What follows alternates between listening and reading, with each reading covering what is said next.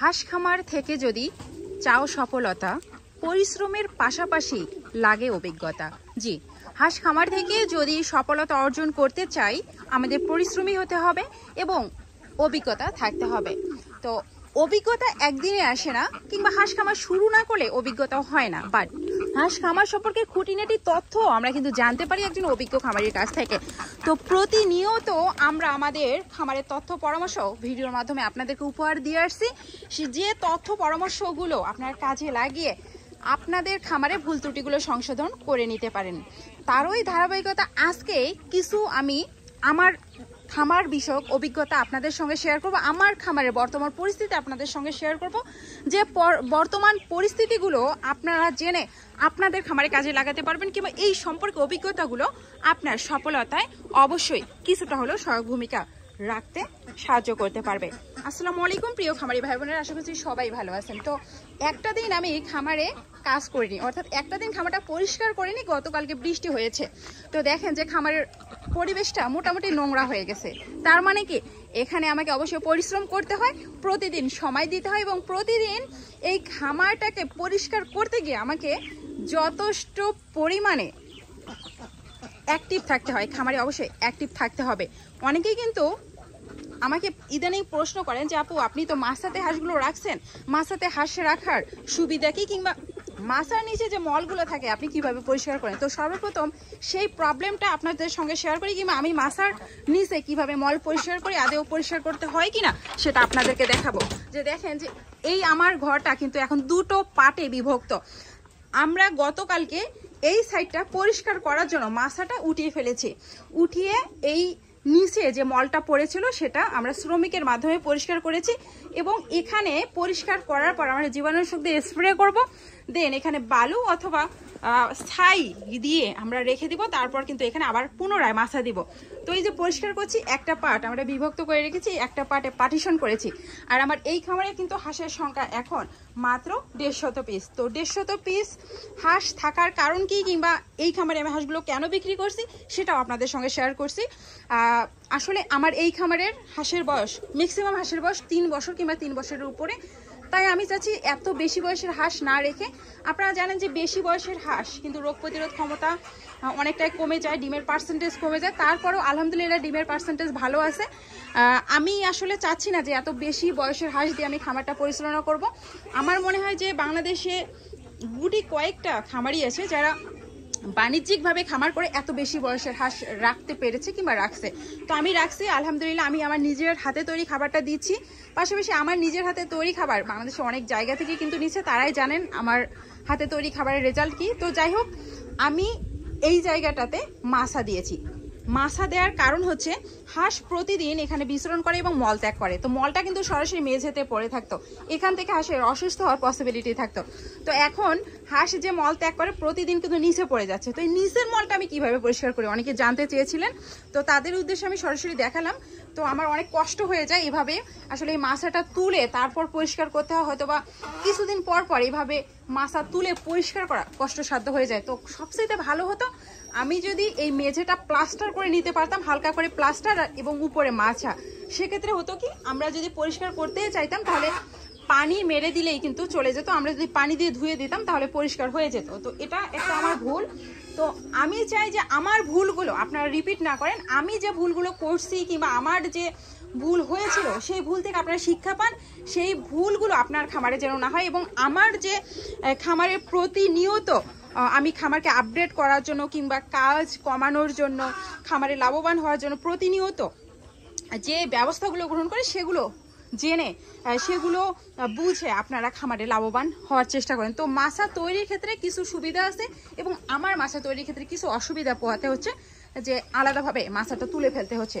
তো যাই হোক, এটা গেল একটা প্রবলেম। আর এই প্রশ্নটা যারা করেছিলেন আশা করছি তারা উত্তর পেয়ে গেছেন।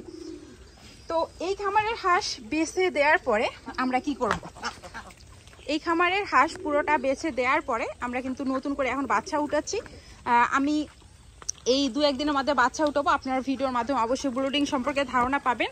আর পাশাপাশি এখন তো আমার হাতে তৈরি খাবার বাংলাদেশের কয়েকটা জেলাতে যাচ্ছে। যে সকল খামারে আমার হাতে তৈরি খাবার যাচ্ছে সেই সকল খামারে A to Z দায়িত্ব কিন্তু আমার হাতে। তো নতুন যারা খামার করছেন অনেকেই ভয় পাচ্ছেন যে আমরা তো নতুন খামার করব, আমাদের তো অনেক ভুল, তো আমাদের খামারের শুরুতে এই ভুলগুলো সংশোধন করে দেওয়ার মতো কেউ নাই। তো তাদের উদ্দেশ্যে একটা কথাই বলবো যে আমার হাতে তৈরি খাবার শুধু আমার খামারি ভাই বোনেরা নিচ্ছেন না, পাশাপাশি আমার হাতে তৈরি খাবার তাদের খামারে পৌঁছে যেদিন যাবে সেদিন থেকে তাদের খামারে A to Z দায়িত্ব আমি নিচ্ছি। তাদের খামারের মেডিসিন, রোগ প্রতিরোধ ক্ষমতা সম্পূর্ণ হাঁসগুলোকে করার জন্য কিংবা হাঁসের বডি ওয়েট সবসময় ঠিক রাখার জন্য আমি খাবারের মাধ্যমে কিংবা আলাদা কিছু ট্রিটমেন্ট দিচ্ছি তাদেরকে, সবসময় যেন হাঁসগুলো সুস্থ থাকে, বডি ওয়েট ঠিক থাকে, সঠিক সময় যেন ডিম নিয়ে আসতে পারি কিংবা সঠিক সময় যেন মাংস উৎপাদন করে হাঁসগুলো বিক্রি করতে পারি, এজন্য A to Z পরামর্শ আমরা দিচ্ছি। ইদানিং অনেকেই কিন্তু বাণিজ্যিকভাবে হাঁস খামার করার জন্য আগ্রহ প্রকাশ করছেন, বাট তারা জানেন না যে হাঁস খামার করতে গিয়ে তারা কি ধরনের বিপদের সম্মুখীন হতে পারে। মাত্র একটা ভুল তাদের খামার ধ্বংস হয়ে যেতে পারে।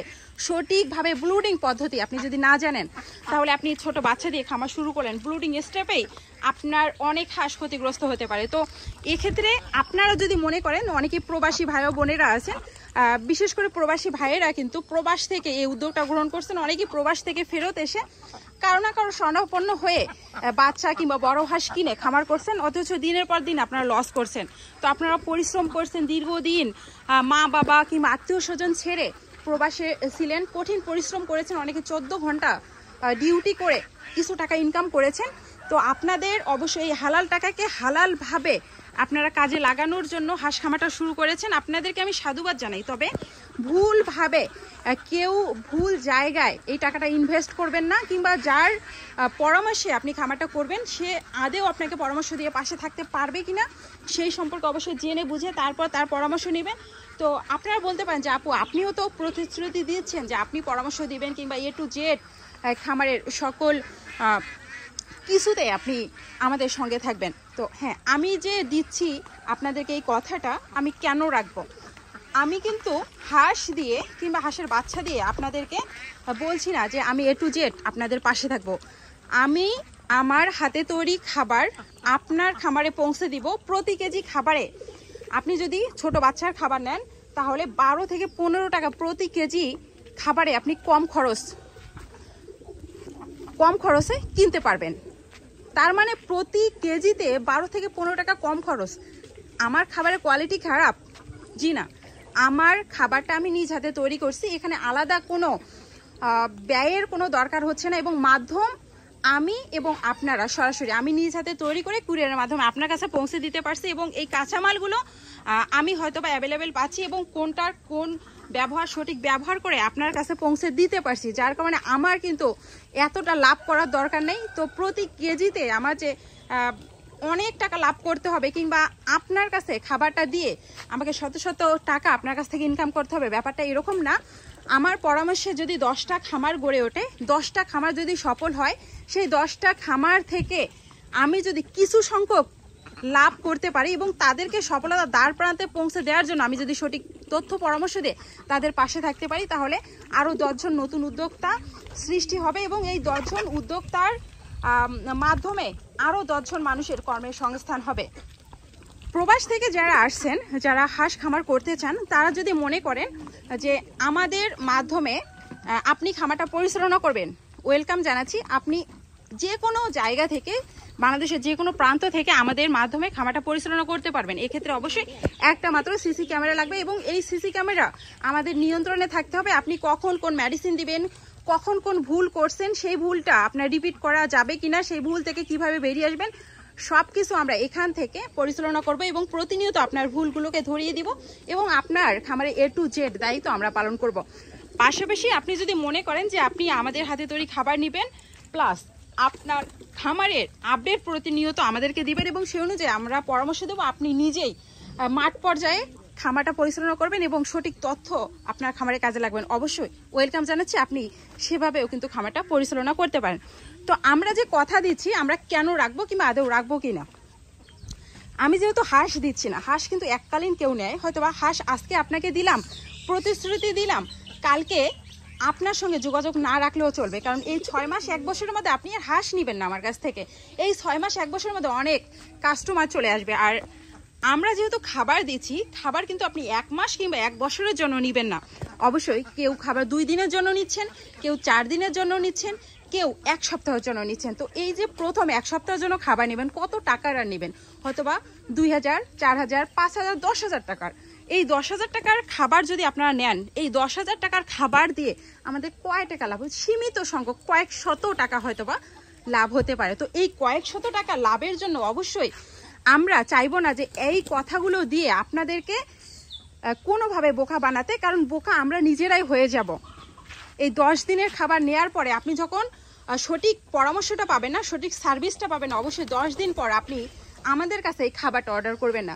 তো আলহামদুলিল্লাহ আমাদের কাছ থেকে প্রথম থেকে যারা খাবার নিচ্ছে তাদের 90% খামারি এখন পর্যন্ত রয়ে গেছে, কারণ তারা হয়তোবা আমাদের কাছে সঠিক ইনফরমেশনটা পাচ্ছে, সঠিক সার্ভিসটা পাচ্ছে।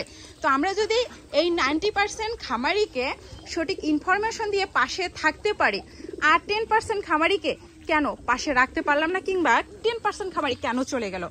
ইদানিং হাঁসের ডিমের দাম প্রচুর কমে যাচ্ছে, এবং পাশাপাশি বাহিরে যে মুক্ত জলাশয় সেগুলো কিন্তু খালি হয়ে যাচ্ছে। তো যাদের এলাকায় মুক্ত জলাশয় খালি হয়ে গেছে তারা অবভিয়াসলি চাইবে যে টাকা দিয়ে খাবার না কিনে সে মুক্ত জলাশয় কিংবা বিলে মাঠে হাঁসগুলো চড়াতে। তো সেম অবস্থাতেই তারা কিন্তু চলে গেছে মুক্ত অবস্থায় হাঁস পালন করতে। মুক্ত অবস্থায় যখন হাঁস পালন করতে পারবো অবশ্যই আমরা সাধুবাদ জানাই, তাদের পাশেও আমরা আসি তথ্য পরামর্শ দিয়ে, কখন আসলে গরম পানিতে রাখলে কি হতে পারে কিংবা কি কি সতর্কতা সেগুলো দিয়ে আমরা পাশে আসি। আশা করছি যে যখন মুক্ত জলাশয় শেষ হয়ে যাবে, আবার যারা বন্ধ করে ফেলবে, যদি তারা মনে করে যে পুনরায় আবার আপুর তৈরি খাবার নিব, আবার আমরা সেই সার্ভিসটা নিব, নিতে পারে। তো যাই হোক, আমরা যদি সেই সার্ভিসটা না দিতে পারতাম, এই 90% খামারি আমাদের সঙ্গে অ্যাড হতো না। তো আমরা কিছু হয়তো বা জানি কিংবা কিছু অভিজ্ঞতা আছে বলেই তাদেরকে সার্ভিসটা দিতে পারছি। আর আপনি নতুন খামারি হয়ে যদি আমাদের সার্ভিসটা নিতে চান, অবশ্যই আপনিও নিতে পারেন, তবে আপনার খামারের সঠিক তথ্য আমাদেরকে দিতে হবে, সেই অনুযায়ী আমরা অবশ্যই আপনার পাশে থাকার চেষ্টা করব তথ্য পরামর্শ দিয়ে।